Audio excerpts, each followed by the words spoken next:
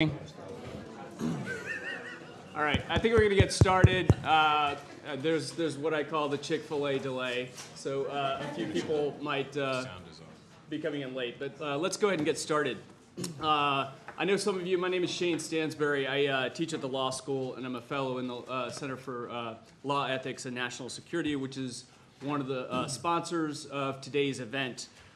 Which is titled Top Issues for 2019 in Cybersecurity Law and Policy. That's both a very descriptive title and also a very ambitious title, and we have, I think, less than an hour now to cover it.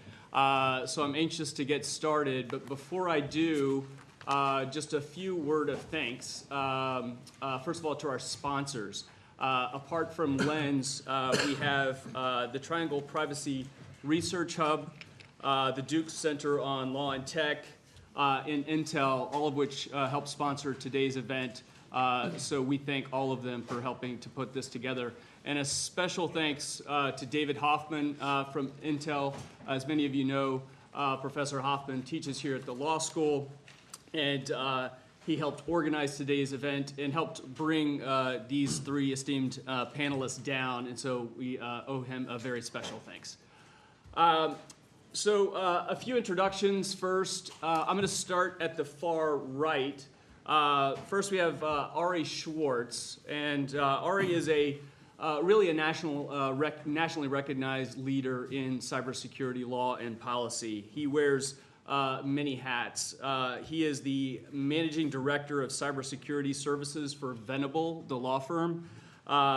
So he leads their cybersecurity consulting services and helps organizations develop cybersecurity risk management strategies. Before he was at Venable, he was a member of the National Security Council at the White House, and he served as special assistant to the president and senior director for cybersecurity. So he coordinated all of the network defense cybersecurity policies and led the White House's legislative and policy outreach. A pretty big job, as you can imagine. He also coordinates the Coalition for Cybersecurity Policy and Law, of which our other members here on the panel are also board members. And this is a group of leading cybersecurity companies dedicated to educating policy members on cybersecurity issues. So Ari has also worked in the Department of Commerce in a senior capacity and also in the nonprofit sector. So he has decades of experience in this field, and we are very lucky to have him. Next to Ari, we have Jen Ellis, who again is a board member on the Coalition for Cybersecurity Policy and Law. She is Vice President of Community and Public Affairs for Rapid7, which is a leading provider of analytics for cybersecurity and information technology operations. Jen is a frequent speaker on these issues and a true thought leader in the field. She spends much of her time helping others outside the security community understand these issues and helps technologists and others communicate with policymakers. She's testified before Congress and lectured all over the world, really, on these issues, and so we're very lucky to have her as well. To my immediate right is Sam Curry, and Sam, again, brings decades of experience in a different capacity. He is currently Chief Product and Security Officer at Cybereason, which is a leading cybersecurity company specializing in endpoint detection and response software. Cybereason is very well known. I'm sure a lot of you have heard of it, but I love the one interesting fact, which is that the company started in Tel Aviv, right? It's a Boston headquartered company, but the three founders are from Tel Aviv. And I believe some of the founders were a member of the Israeli military, correct? Yeah, Unit 8200. Right, so, phone number here. I think they're listening. But no, the president of the company was also with Mossad. Amazing. Quite famously. So Sam was previously Chief Technology Officer and Chief Security Officer at Arbor Networks, and has held leadership roles at MicroStrategy, RSA, and other name brand companies. He has founded at least 2 successful startups that I know of, is on multiple boards apart from the one I mentioned. He frequently comments on cybersecurity matters, in various media outlets. You can see him on Forbes online pretty much weekly, right? And if I have it correctly, he holds multiple patents. 24 of them, yeah. So just an aside, so I think it's safe to say if you want to know anything about cybersecurity, you can find it at this table. And if you want to know about patents, you can find it right here. But I'm not a lawyer. So please join me in giving them a warm law school welcome.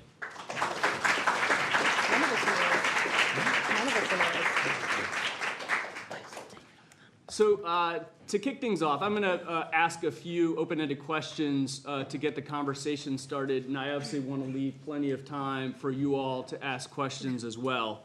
But I think the title of today's panel sort of lends itself to the first question, and I want to, and that's what are the top issues in 2019 in cybersecurity, but I want to phrase it a slightly different way for everyone. And we can take whatever order you want. But in this room, we have primarily lawyers or soon-to-be lawyers. And one of the most important roles, I think, that lawyers serve is helping their clients both identify and manage risk. And so with that in mind, if we're thinking about risk in the cybersecurity space, I'd like for each of you to talk a little bit about what you think are the top issues that the folks in this room should be thinking about right now. You want us to go down? Sure. I will go a slightly technical bent here. As you interact with companies, I would recommend you look at two different types of risk. And I promise this is the most math you'll get. There is... think of it as first-order chaos and second-order chaos. First-order chaos systems are ones where how you act doesn't affect the system. So if a hurricane is coming, the weather system, how you decide to take shelter from the storm doesn't affect the storm. It's still coming, right? Second-order chaos systems are like crime, where if you decide to put police officers on street corners, it affects which stores get robbed, right? So when you interact with a business, you will find there are only two places that have intelligent, adaptive opponents that affect risk. And I would highly recommend that you deal with the two kinds of risk very differently. In the case of the first, you will be able to easily deploy controls, monitor them, advise the business, track them, measure risk, and reduce its theoretical impact. That's like the weather. So things like nature, failed parts, failed supply chains, redundancy, legal risk, operational risk, finance risk, most of it falls into that. The second category, and this is the most important for cyber because we have intelligent human opponents, is when just deploying a control isn't enough. You have to think move, counter move, counter move. And I would advise you to become very good friends really with two different groups. One is those that understand the business climate as competition. What risk do you face as a company from those that you do business against? If you're in business, or if you're in a government agency, those who would oppose the government or enemies and so on, spies, what have you. And the second one is the cyber, because cyber in itself is a domain for conflict and it affects all other domains. And I encourage usually the security side of a company to get to know the chief, the legal counsel, the lawyers in a company, and to form a bridge there, because one of the biggest problems in our industry is that they don't know how to speak to each other. So I would encourage you to think of risk in those two buckets and really focus on programs that address the second kind. The first kind we know how to do as businesses, right? You set up processes, you improve them, you track it, you get KPIs or key performance indicators, and you improve that over time, and you guys will get good at that. But the only way to deal with the intelligent, adaptive opponents is to form new relationships, and I would encourage you to think about that. Awesome. Hi. Thank you for having us in today, and thank you for feeding us. As somebody who lives in Boston, it was very exciting to get Chick-fil-A, although I'm told that it's not actually pronounced that way.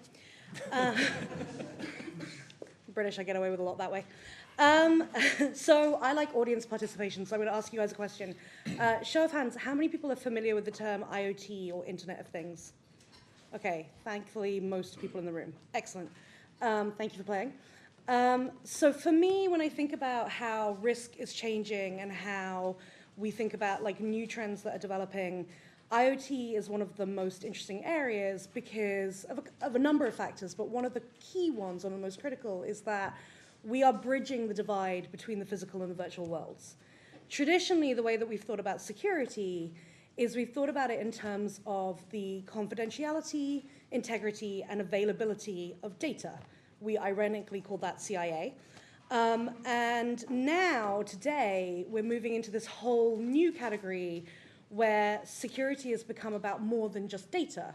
It's become about safety. So we have this thing that we now think of as cyber safety, which sounds really sexy if you live in my world, probably not very sexy at all if you live in your world. And so what that means is that when we have a lot of connected technologies that operate traffic control towers, or when we have a lot of connected technologies that control the brakes and the steering in your car, or when we have internet connected or RFC, radio frequency connected or Bluetooth connected, implantable medical devices that we're putting in human beings, like insulin pumps, then when we start to think about risk in cybersecurity terms, what we can actually be thinking about is things that can result in physical harm or even death. And that changes how we think about security pretty dramatically. It changes the scale, the scope, the stakes. And so as future lawyers or current lawyers, understanding how that affects ideas of liability, understanding how policymakers are trying to get ahead of this risk and what they're thinking about, these are like key areas of focus. And for me, part of what makes that so interesting, other than the whole death aspect, which is kind of interesting, is that the stuff that we're talking about is where there is so much really exciting innovation happening. I was talking to somebody the other day. The FDA just ran a workshop on guidance that they've put out that is on how medical device manufacturers should think about cybersecurity when they're in the development stage of making products. And so I was there, and I was talking to a lot of people who make medical devices, and I was talking to a guy, and I said, like, hey, so I'm super interested in, sorry, this is very nerdy, but I'm super interested in contact lenses that will do things like will auto zoom, or that like would have like they would go to infrared, and because apparently I want to be a spy, I really look the part. And then the thing that horrifies me about this is that as they're developing these technologies, these like highly advanced contact lenses, they're thinking about things like cameras in them. So like now you're going to be talking to people and you won't know if they're filming you. And I'm sorry if anyone ever had Google Glass, but I hate you.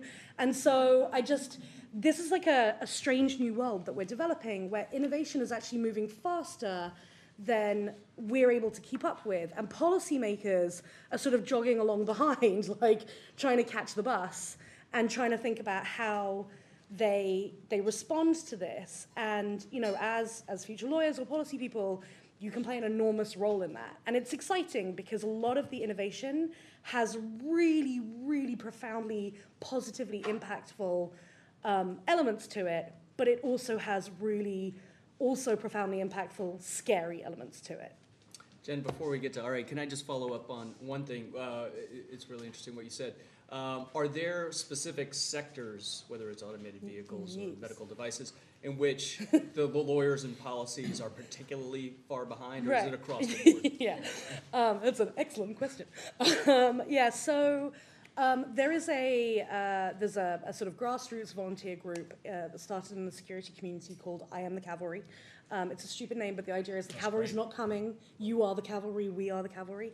And the idea is to put deep technical expertise together with policymakers and manufacturers and other people who influence the sphere of how we think about making this stuff more secure. And that group, when it was founded almost 6 years ago, specifically focused on 4 main areas. Automotive, which has now expanded more broadly into other areas of transport, medical, critical infrastructure, by which we mean things like the electrical grid and that kind of stuff, and then home security, which I would say is like a bit more of a back leg thing, but at some point will become more critical. Really, to date, the areas that we've seen the most take up the most activity has been medical. The FDA, there are a couple of people who champion this at the FDA, Suzanne Schwartz and Seth Carmody, who are phenomenal. And as a result, the FDA has this pre-market guidance. They actually have post-market guidance, which basically means you're a medical device manufacturer and your product is out on the market and you get told that there's a security issue with it. How do you respond to that situation? And previously what happened was medical device manufacturers would say, well, if we make changes to the product, we're going to have to go through certification again, authorization again with the FDA, and they would use that as an excuse not to update the product and fix the issues. The FDA recognized this and said, hang on a second, we're being used as a justification for putting patients at harm. And so they responded. They had these two phenomenal internal champions who got really into it and who drove the discussion. And as a result, now we have this great guidance and they've changed the way things are done. The FDA is by far and away the leading light on this. So NHTSA, who regulate the roads and cars and trucks and all that kind of stuff, they're nowhere. They had guidance they came out with. It was okay as a starting point, and then it wasn't really a starting point because they've not touched it since. And they are the second leading. So then you have like this long tail of like, you know, what's the FAA doing? Because, you know, airplanes, that's kind of scary. And boats. And so like there's this sort of long tail. Right. Before we move down, I have to add one thing. This may not be visible to you, but there's a war among the nerds, right? There's at least two groups of technical folks. There's those that are rushing to produce new products and services and slow down for nothing. This is entrepreneurism. Whoever gets there first has millions of devices rolled out. And we are faced with the equivalent of digital pollution, right? So has anybody by show of hands heard of the Mirai botnet? I would be surprised if a few, yeah. So this was cameras that shipped so quickly that they were compromisable in batch and usable for attacks against the general public and to spy on people. Now that company, what if it's only around 3 years? Now there's millions of cameras out there, not patchable, not recoverable, not built correctly, because the technologists rushed to get out there as entrepreneurs.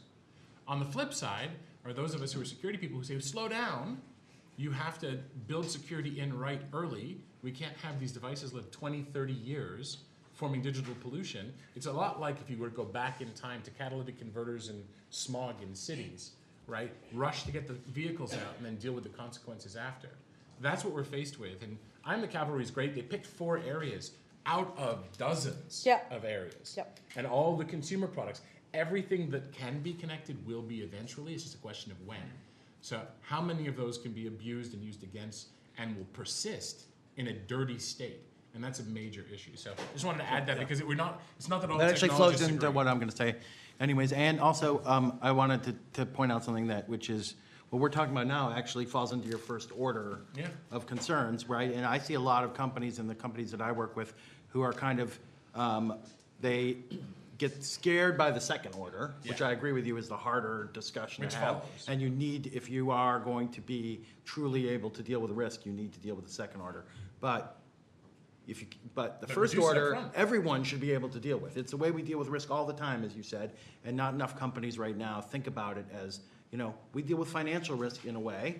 We can deal with cybersecurity risk basically the same way, right? By figuring out how we, putting policies and procedures in place that regularize things. That doesn't mean something strange isn't going to pop up, that there's going to be some anomaly that's going to come along, that the Russians might hack us, right? But it does mean that we have the ability to go about figuring out how to address the daily concerns that are going to come anyway. So I think that is a key point, especially for emerging lawyers, is like there is a way to deal with this. Don't let people say to you, oh, we can't do anything because the Russians might hack us, because this is nation states hacking against us. There are things that you can do on the regular daily basis for this kind of things, especially for insider kind of issues. And that's really where I wanted to go, which is on following up on this IoT discussion. There's also this, we're taking that a step further. So, you know, we have, the focus has been on all these devices connecting. But beyond the devices, you know, all the devices have components. And all those components today connect independently as well and send stuff back to their home base. Those components also, in the future, we're going to see a lot more connections and more complicated components in these kind of devices that we see out there. So today we deal a lot with kind of, why is this water system for this entire metropolitan area hooked up to the internet? That makes no sense. We should do something about that, right? But it's a lot different when every light bulb, every alarm, every camera has different pieces that are then connecting to the internet. And part of the move here is this move to 5G mobile, right? So we're seeing the real benefit that's coming out of the next generation mobile is that you can have this mesh connection where everything will be connected, including all of the components, right? And so that makes the issue not just what happens to this device and how do we control this device, but how do we decide what every component that goes into this device and to make sure that they're all secure as well. And you see this battle being fought out right now on the front pages of the newspaper. They don't do a great job of explaining it in the press, but this is what the Huawei arrests are about, right? Is that Huawei is sort of a little bit ahead or equal to US companies and European companies now in the technology that they're bringing to the 5G space. In the past, they were a little bit behind. In either case, their products are cheaper, right? So they're putting their products into space. For a long time, national security experts have been concerned that Huawei is going to put components into the telecom networks, and it's going to phone home. It's going to send information back. So today, it looks like it's just a router switch, but tomorrow they make some slight change to it, and all the information goes back. Any information that touches that router goes back to China, right? That's the concern, right? Now, can they do that today? Or is there a smoking gun out there? That's up for debate, but it is possible that they could do it. So that's the national discussion for this, right? And the reason we're seeing it on the front pages. But there's a underlying discussion about this as well, which is every manufacturer that buying components now has to worry about every component they're buying, what they connect to, what the rules are for those connections, what the contracts, here's the legal part, right, look like for all those agreements.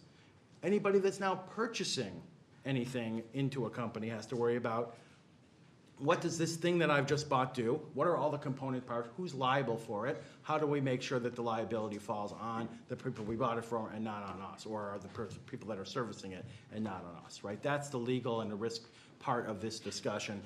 It's a lot more complicated than it used to be. It used to be even just who's providing the service would have the liability. Then it became now there's in the FDA world it's sort of the focus is on the device. Bringing that down one level, now we're talking about the component pieces of that as well. So it's a lot to take in, I think, on these issues, but that's sort of the future as I see it from the risk management space for lawyers. Can I just, ask a question of the audience? Has anybody in the room ever tried to write code? A few people. Awesome. So one of the things that we hear about from people who are doing this, and our companies both make software, is that today it's less about sort of building from scratch and it's more about compiling. There's so many shared services and pieces of technology that companies use. I mean, why reinvent the wheel if you don't have to? So when there are these sort of shared libraries and these component pieces, which is part of the challenge, is a lot of what Ari just talked about is where you have somebody that is providing component that might be acting maliciously.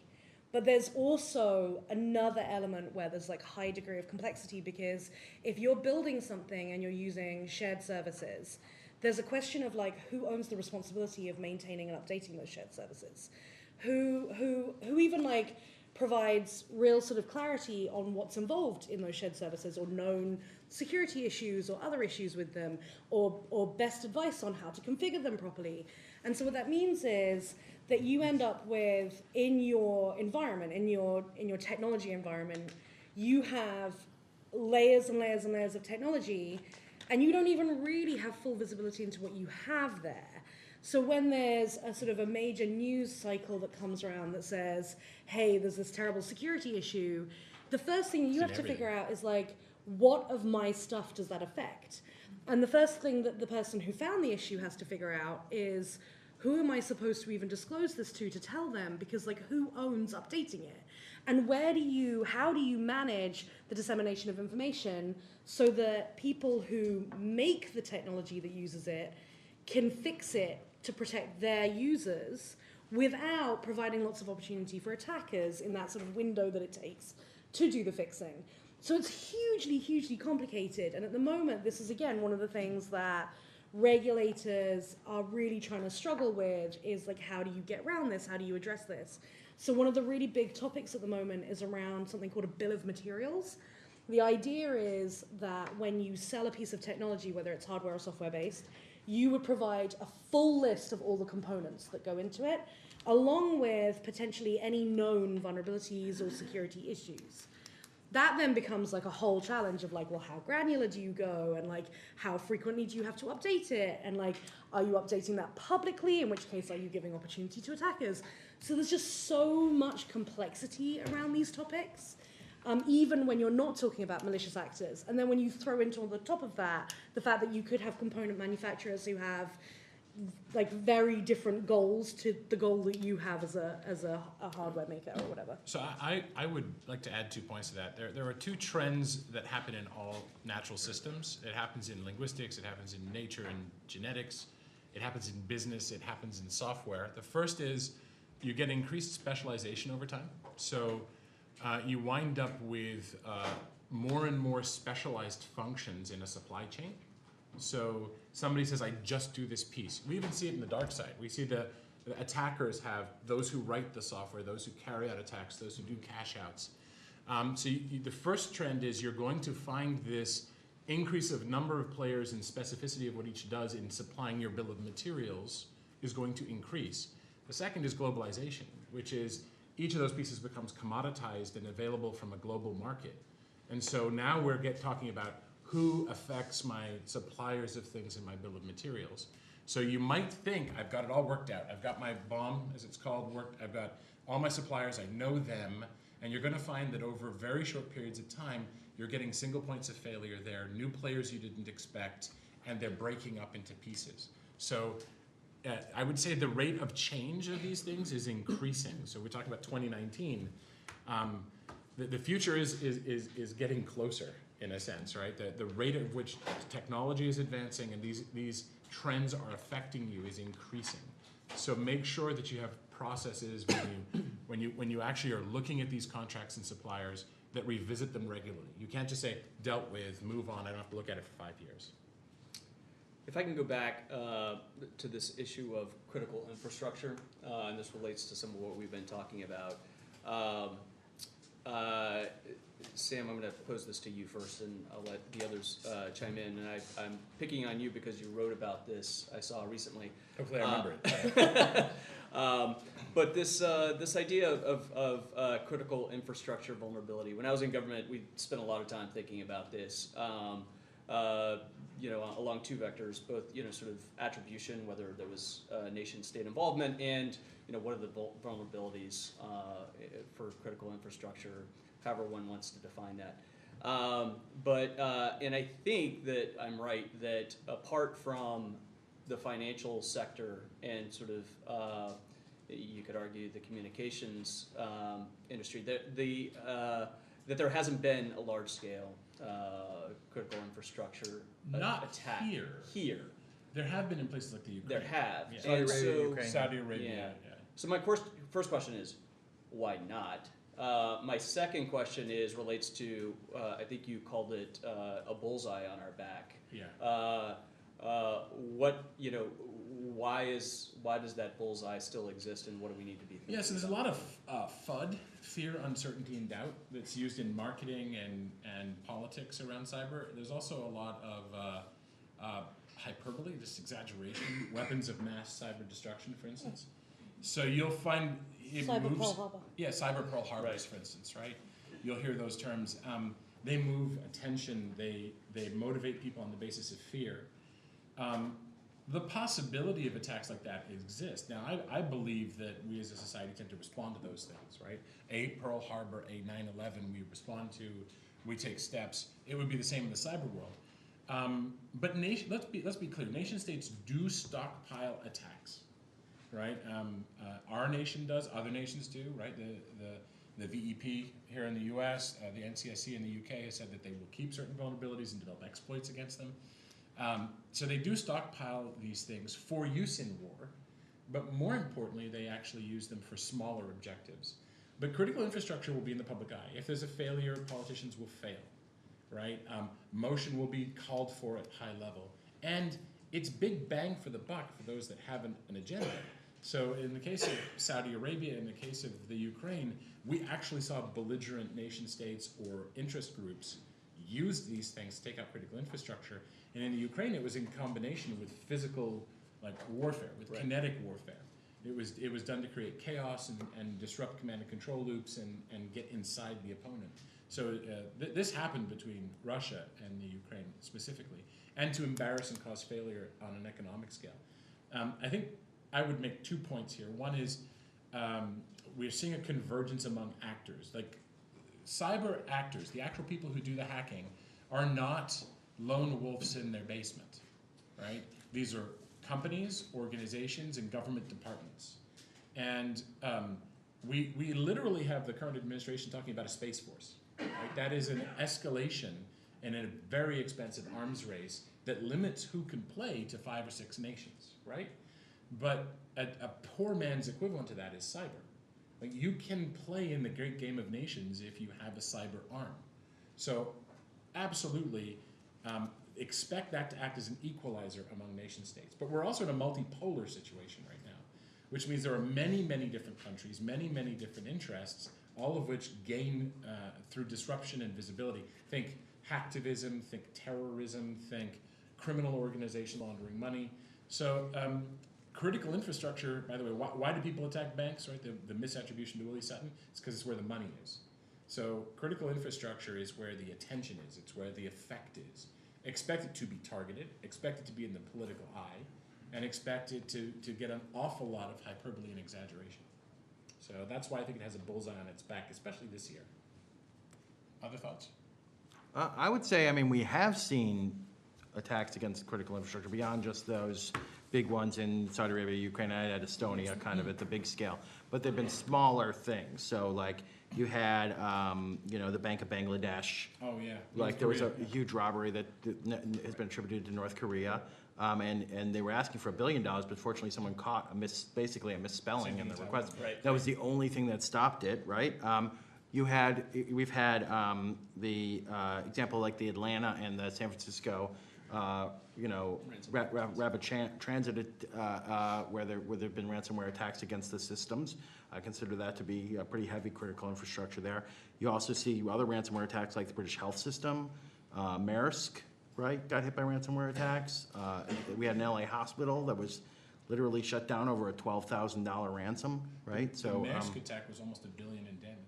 Right. To Maersk. Yeah, that is 700. So, and those are all critical infrastructure systems. I mean, if you're waiting for the big catastrophe, you're going to miss the. I mean, if you're waiting for the, you're going to miss the trees, for the forest there. So I think we're seeing it already, but there will be bigger ones, but they're happening all the time. Yeah, if you play the game of being a bad guy, right, or gal, you have options of which attack vectors to use.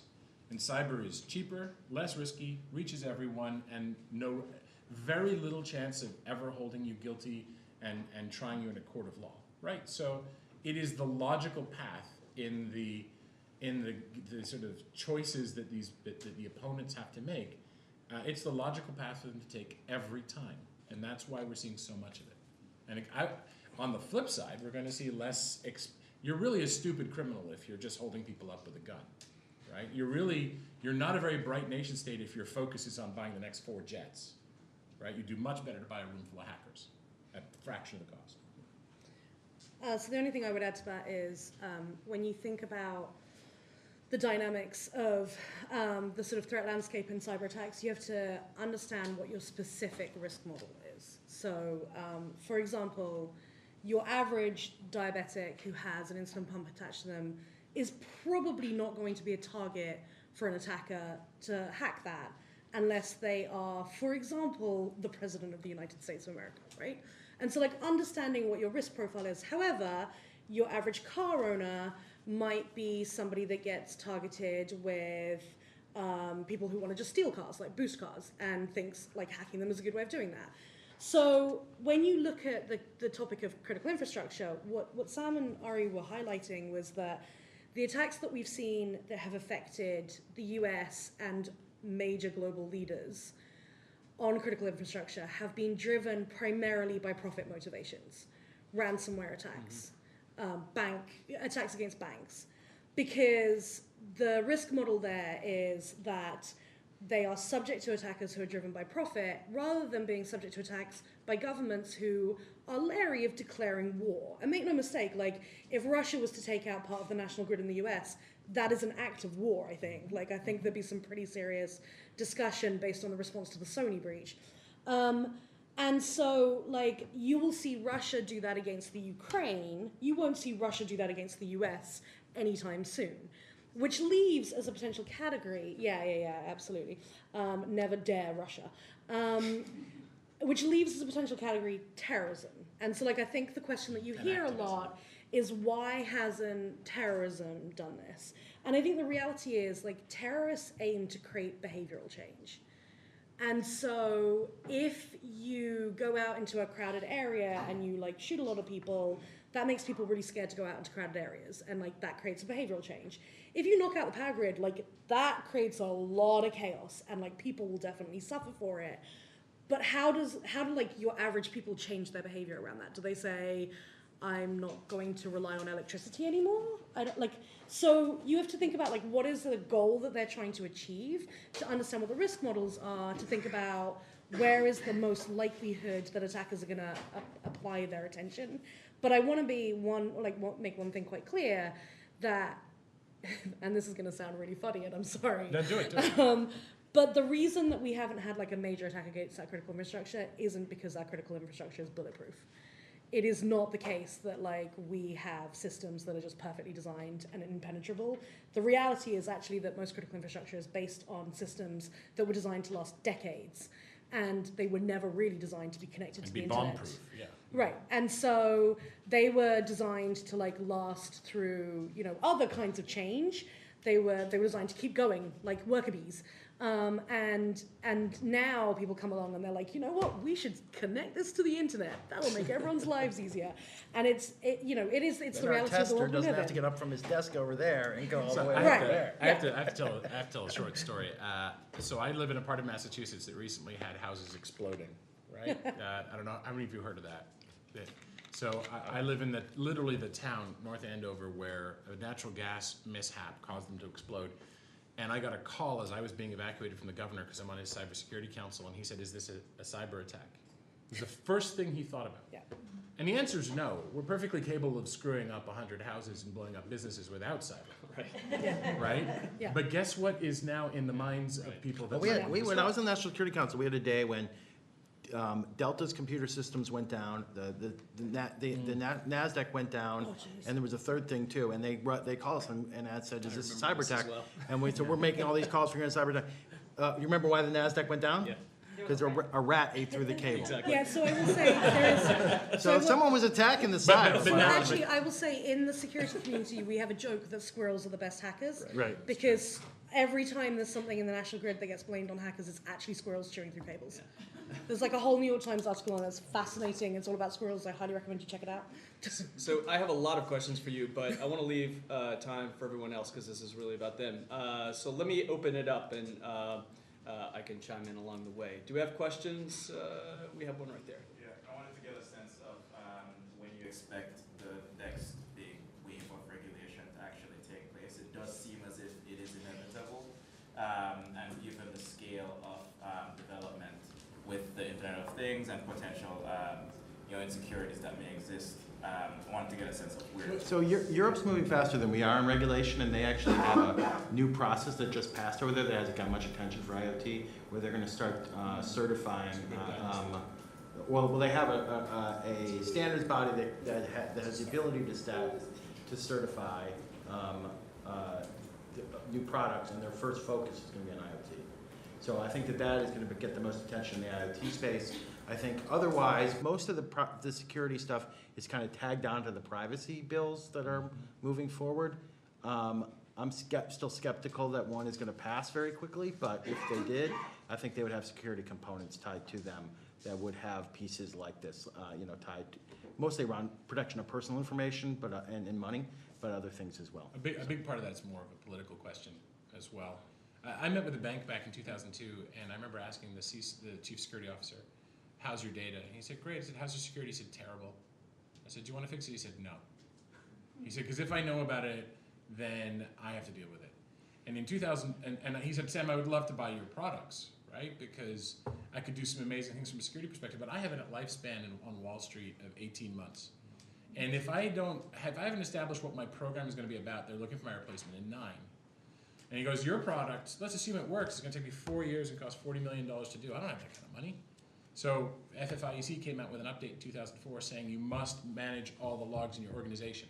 Suddenly, everybody bought a log management system. They were terrible. They still don't work very well, right? But it forced companies to do what they wouldn't otherwise do. But this is also why lawyers are important, and also why I'm in a law firm, because if you bring in outside counsel, it allows you to do it under legal privilege, right? Exactly for the reason that he's talking about. I mean, some of Shane's friends at DOJ always push back on me when I just talk about legal privilege, but it's for this reason, which is people don't want to look, because if they look, then they have to fix it, right? Same thing happened with but strong that's the authentication. reason that legal privilege exists, is to say we have a lot of liability, but you need to be able to look and prioritize what comes first. And so lawyers play a very key role in this, and in a lot of places that we see that actually are fixing the problems, and the main problems, it comes from But it took a the political- board or the legal team pushing for it. But in the macro scale for regulations coming about, it took a political series of events and embarrassments. Another one happened around strong authentication. Banking used to be just username and passwords, period. But I think even the regulations don't make people do it until they start getting enforced. And Right, well, so then they turn the up the lawyers dial. come in, or the board comes in and says, Right. we have to do something about it, or the regulator comes in. Gen 1 is usually a slap on the wrist, and everyone tries to get Not me. grandparented out. No, wrong gen. But like HIPAA violations used to be $25,000. The program to fix it was $5 million. Until they turned up the fines, nothing happened. NERC in the atomic space. I remember going to PG&E and to meet with fairly low-level people, and the CIO turned up, and I'm like, "Why are you here?" He said, "Oh, because those guys are on the plane closing incidents. It's $1 million per day per incident, and there's 17 open."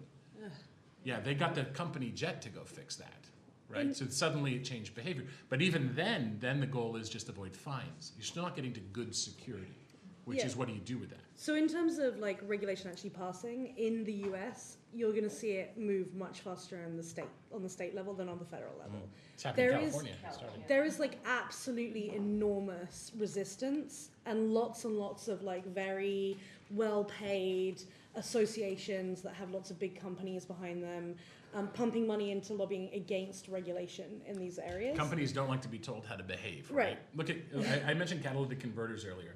Buyers of cars like their cars, sellers like to sell them.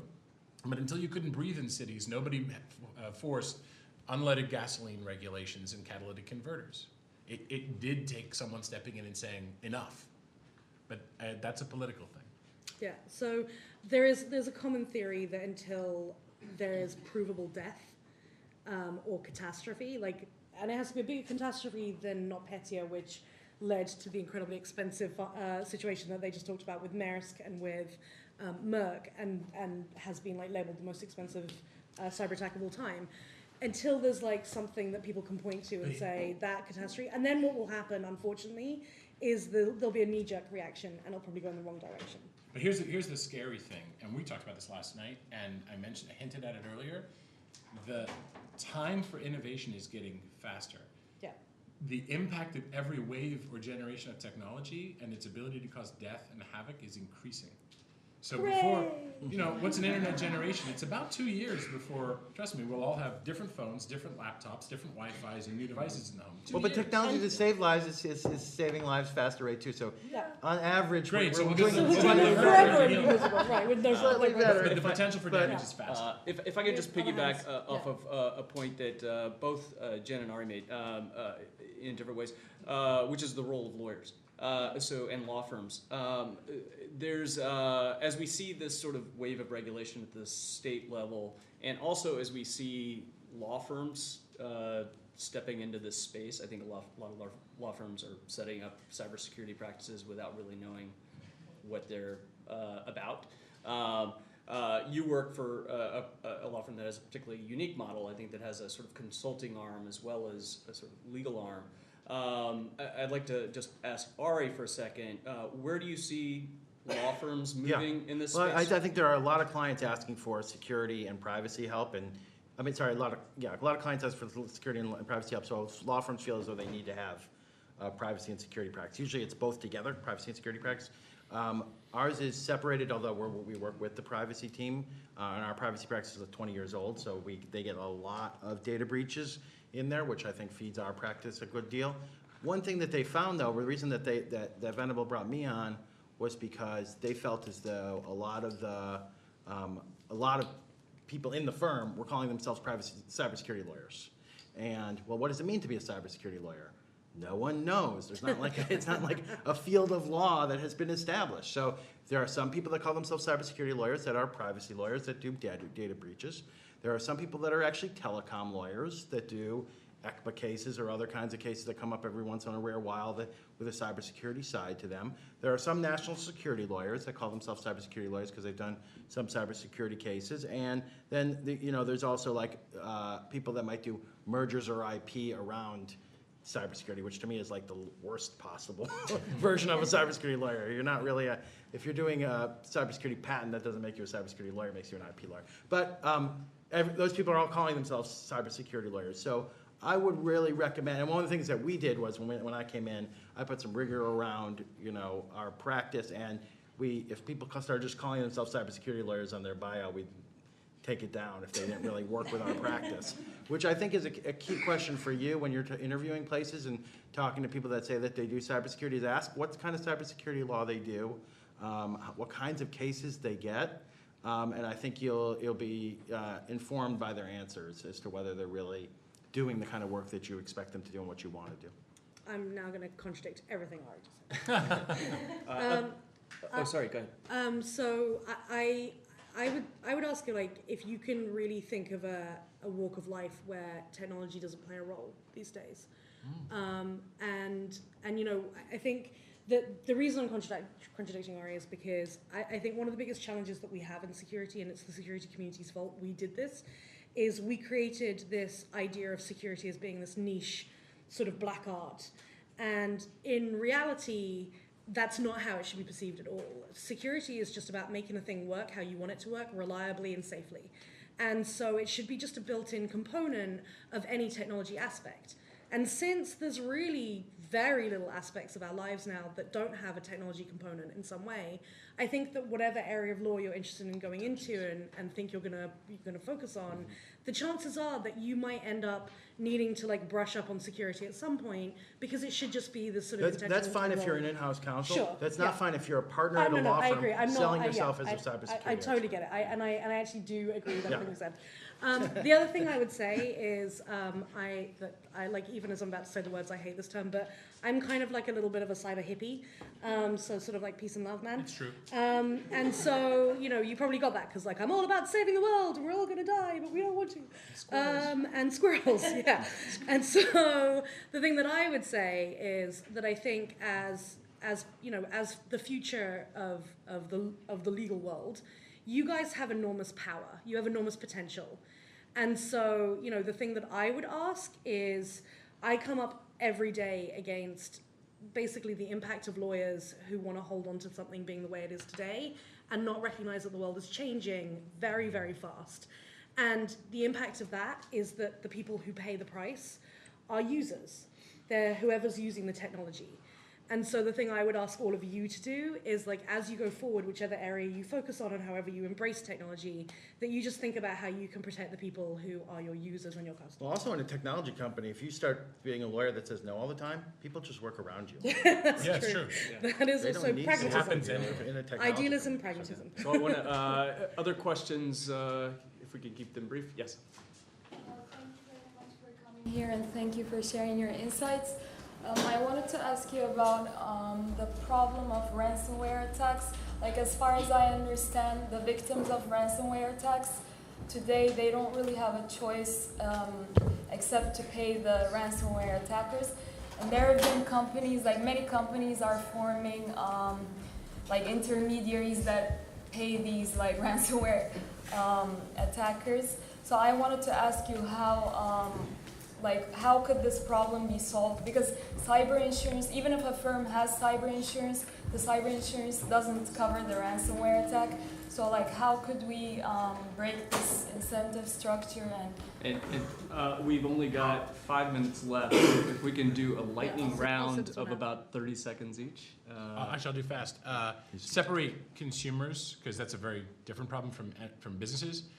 Businesses should plan to be resilient against ransomware so that even if they get hit, it's okay. Most ransomware is not used now for cash extraction. It's actually used to trigger IT departments to clean up forensic evidence.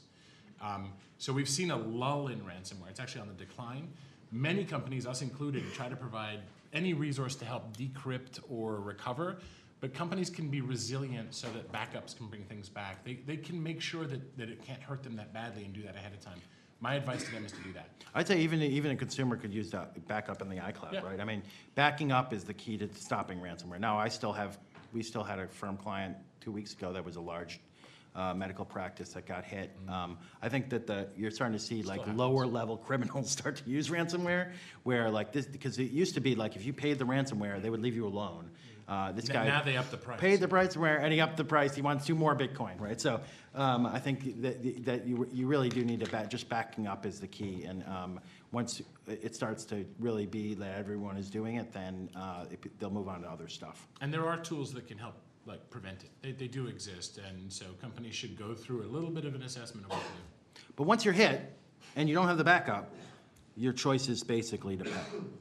Or not Right. and suffer the consequences. Yeah. Okay, Right. you got 30 seconds. Sorry. You're good. So I agree with you there, but it's just Go ahead, Jen. No, I'm good. You're good. They We covered stole it. hers. Other questions? Yes, yeah. One of the hacks that seems like terrorists could change. You or us? I think it's just that could change. Technology. Terrorists could change behavior, or that could catalyze change in regulation, is taking control of planes, cars, pacemakers. Mostly that's just been white hat hacking. Is there any reason that we haven't seen black hat hacking in that way? So I'm going to ask you a question. How would we know?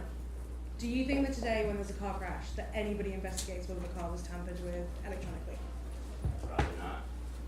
And if you are not the President of the United States and you drop dead and you have a pacemaker, do you think they look to see whether the pacemaker was hacked? Probably not. So I don't think it is the case that it's happening a lot today, but I will say we have no idea in reality whether or not it is. We base our assumptions on this based on like probability. And the fact that we think that we haven't seen widespread enough impact to make it think it looks like it, it would only be in pretty targeted cases. So I think one of the moves that's gone on, and Rapid7 is active in this space, and Cybereason does some of this as well, not quite as much, but is getting a lot more researchers out there looking at this stuff. So. And when the Black Hat conference comes around in August, you hear a lot of these things all announced at one time, and it's super scary. But for the most part, the researchers are responsible, and they're telling the companies in advance. So things are fixed before we actually see them, right? And so I think that's the most, and that's good. It's a good cycle to have that, but it does kind of put us out there in this world where there are these vulnerabilities sitting out there that no one knows about. Someone could be hacking them could be exploiting them if they figure out about them in advance without telling anyone.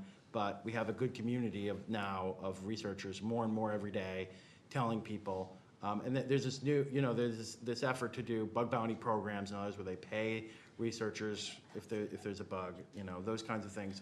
I think those are all positive things to get us less and less vulnerabilities out there. But as we have more connected stuff, you still have more bigger problems. Yeah, the other thing that I would add just quickly is like when I was young, which is a long time ago, there was this sort of like received wisdom that everybody talked about, which is that Macs were unhackable and Windows systems were super hackable.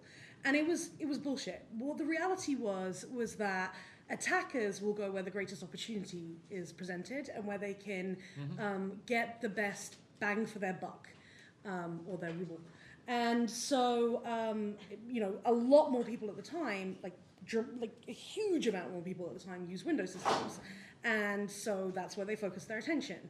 And I think that today when we talk about IoT attacks, there's no real reason for your average profit-motivated attacker to focus in that area, because your average profit-motivated attacker is getting so much bang for their buck from phishing emails and targeting, big businesses, and they require no technical skill whatsoever. Where you have to worry about IoT is two things. One, it's the huge proliferation and the fact that we're going to get to a point where everything around us is connected. And two, it's the idea of specifically targeted attacks, where you're really going after somebody and the ability to target their home. So, like, for example, you've attracted a stalker, and that stalker is watching you in your house. I want to chime in really quickly. Sure. I published a paper years ago called Towards a Law of Malware Probability that talks about applying game theory when it's financially motivated. You can look it up online, so you can see the factors that they weigh when they attack. That was like 10 years ago, but it's out there. You can go find it. The other thing is, let's stop talking about boogeymen, right? Because there are specific attackers that you will face, whether you're legal counsel for a government institution or a company. Which do you think is more likely, just as a hypothetical, you don't have to answer, a rhetorical question, that somebody would make every car on the FDR in New York turn left at 60 miles an hour, right? That would be horrendous, right? Or that somebody would hack Waze and make them slightly more inefficient to drive up the price of gas in order to manipulate stock on the stock market,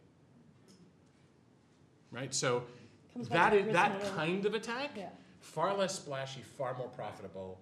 And they won't do it even as long as they can still phish people, as Jen said, right? So they will take the path of least resistance to most return. It's an ROI equation. So there you go. We are unfortunately out of time. We've scratched the surface, but I think that we have learned a lot. And most importantly, there's plenty of work for future lawyers here. I think so. Thank you all for joining us.